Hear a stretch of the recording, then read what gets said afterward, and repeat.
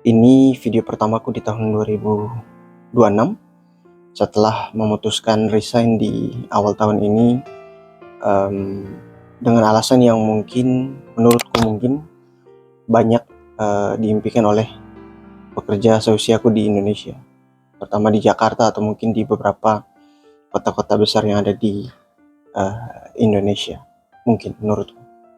Dan, tonton video ini sampai selesai, karena mungkin nanti di sela-sela video aku bakal share pandanganku soal prinsip bekerja sebuah perusahaan dan mungkin alasan kenapa aku bekerja di video pertama ini. Sebelumnya untuk yang baru pertama kali subscribe atau baru pertama kali mengikuti perjalanan saya, perkenalkan nama saya Fitra.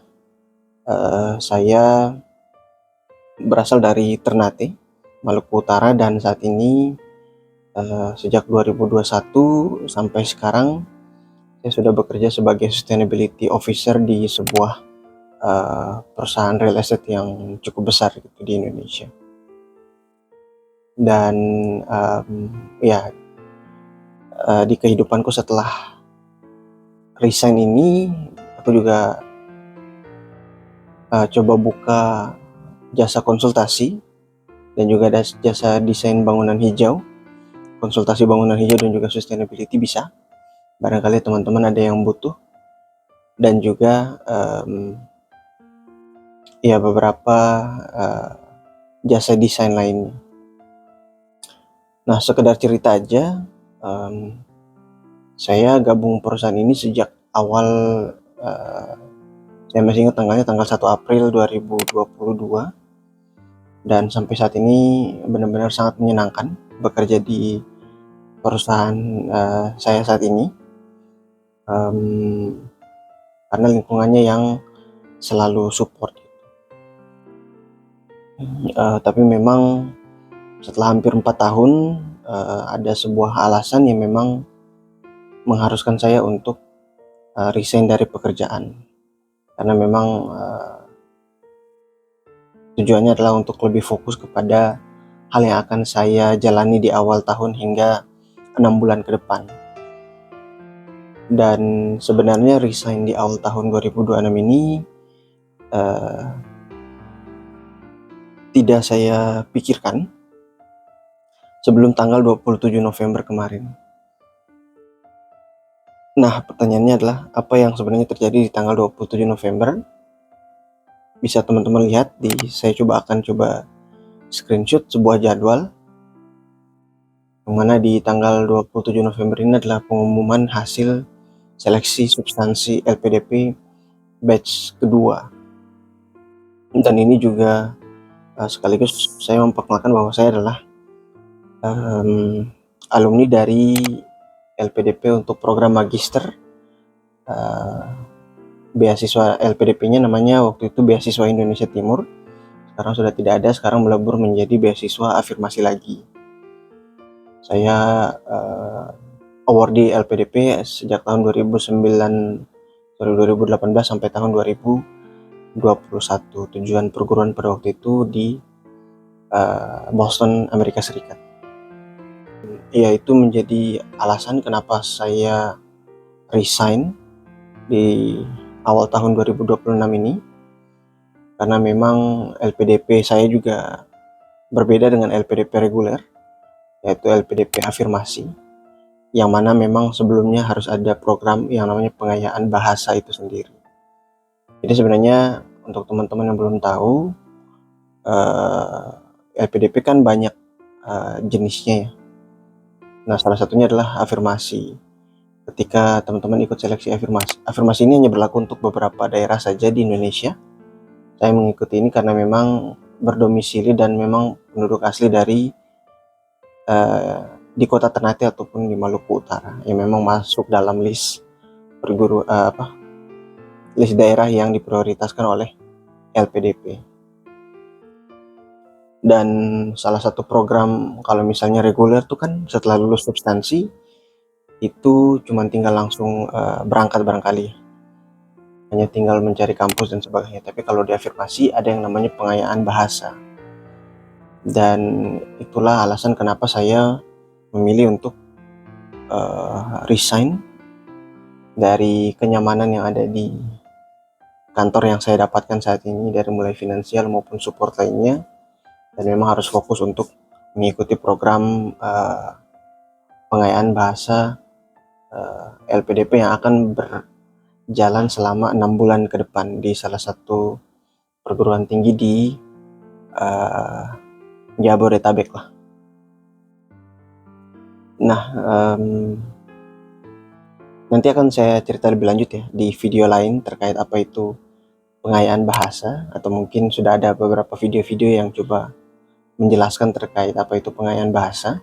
Nanti akan saya coba jelaskan versi saya sendiri dan apa yang telah saya alami di tahun, karena di tahun 2020, 2019, 2018, 2019 itu saya juga mengikuti program yang sama.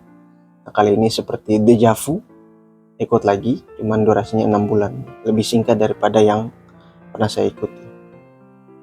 Nanti akan saya bahas di video lain. Nah, cerita di video pertama ini mungkin saya coba menjelaskan bahwa sebenarnya di tahun 2025 kemarin itu saya sudah 2 kali ya ikut seleksi LPDP di kedua batch di tahun 2025 gitu. Mungkin singkat cerita, di batch 1 alhamdulillah lolos substansi dan juga lolos tes TBS ya, kalau nggak salah namanya, tes bakat skolastik. Alhamdulillah lolos hingga ke tahap substansi, dan di batch 1 itu sebenarnya saya cukup optimis untuk lulus, namun takdir berkata lain, karena mungkin salah satu alasannya adalah passing grade yang cukup tinggi pada waktu batch 1, sekitar 1070 kalau tidak salah. Dan setelah itu cukup down juga, karena memang sudah sangat optimis untuk lulus di batch pertama, tapi saya coba lagi, dan alhamdulillah justru di batch kedua saya lolos administrasi, TBS juga lolos walaupun beda dengan passing grade-nya tipis. Dan terakhir substansi, saya di saat saya benar-benar pesimis, benar-benar tidak yakin, sudah ditanya oleh orang tua bagaimana hasil LPDP-nya, saya hanya bisa menjawab pasrah saja, tahun depan coba lagi. Dan memang di bulan November, sewaktu pulang ke Ternate, saya sudah mengurusi beberapa surat-surat keterangan lurah untuk ikut lagi di seleksi LPDP tahun depan. Tapi sekali lagi takdir berkata lain. Saya yang sangat-sangat pesimis di batch kedua akhirnya lolos, alhamdulillah, dan sudah harus siap-siap untuk mengikuti program 6 bulan yang diadakan oleh LPDP. Nanti akan saya cerita juga di part lain di video di tahun 2026 selama 6 bulan ke depan. Di sini saya balik lagi fokus ke life after corporate life. Jadi memang tentu berat resign dari pekerjaan saya selama ini, dan juga ada tantangan yang perlu dihadapi, dari mulai rasa takut, kemudian tentunya resiko finansial.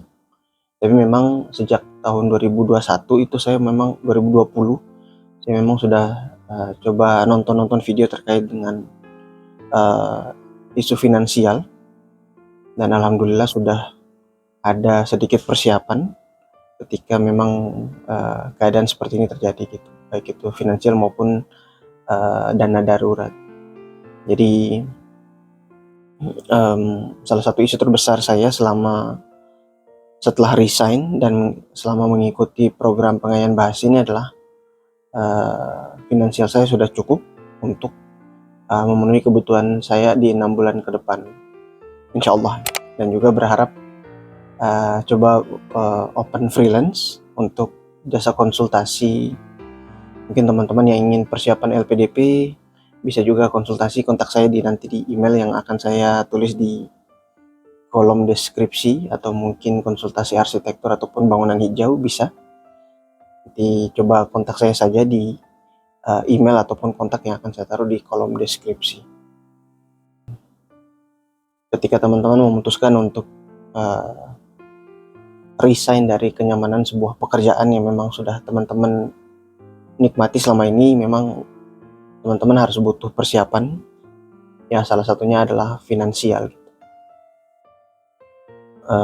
Karena itu yang akan sangat menentukan, apalagi teman kita satu generasi ya, untuk generasi di atas angkatan 94 dan seterusnya, memang kita punya tekanan mental yang cukup kuat dengan kehadiran media sosial, adanya Instagram, YouTube dan sebagainya. Itu justru semakin memberikan kita tekanan mental, terutama ya salah satunya adalah finansial ketika kita resign. Jadi memang teman-teman butuh persiapan yang ekstra jika memang benar-benar ingin resign dari sebuah